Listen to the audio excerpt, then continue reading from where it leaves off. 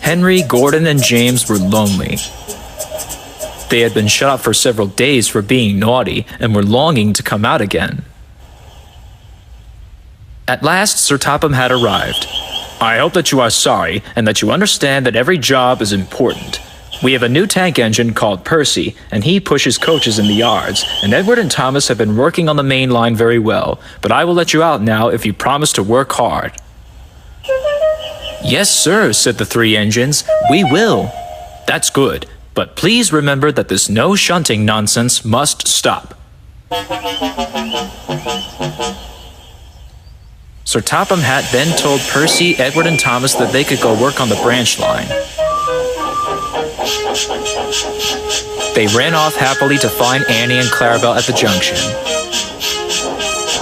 Annie and Clarabelle were delighted to see Thomas again. Edward and Percy played with the freight cars. "Stop, stop, stop," they groaned as they were pushed into their proper sidings, but the two engines just laughed and went on shunting until they were neatly arranged.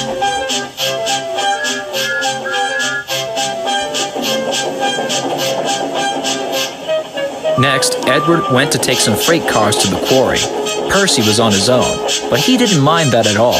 He liked watching trains and being cheeky to them as they passed. "Hurry, hurry, hurry," he called, and they got very cross.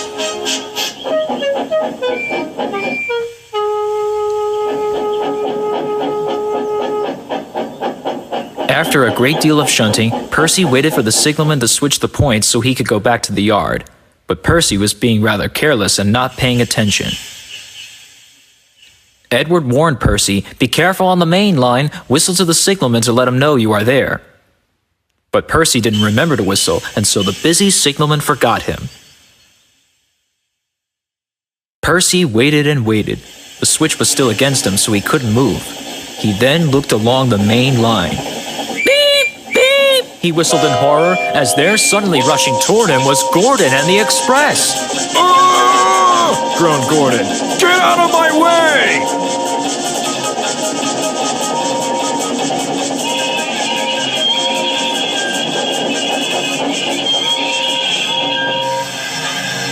Percy opened his eyes. Gordon had stopped with his buffers just a few inches from his own.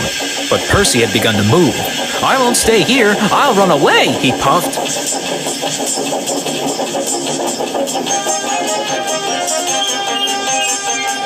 He raced through Edward's station and was so frightened that he charged up Gordon's hill without stopping.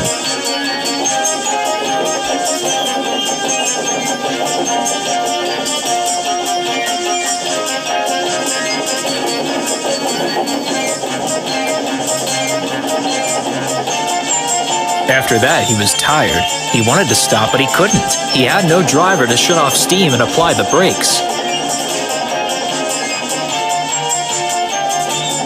"I want to stop! I want to stop!" he panted wearily.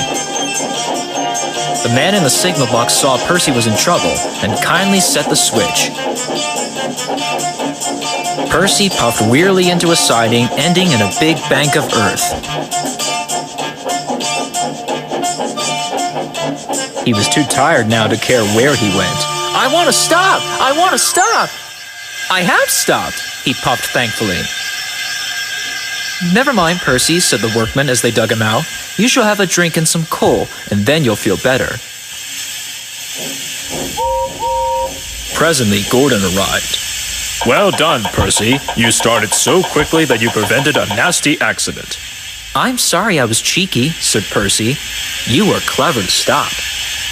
And Gordon helped pull Percy out of the bank.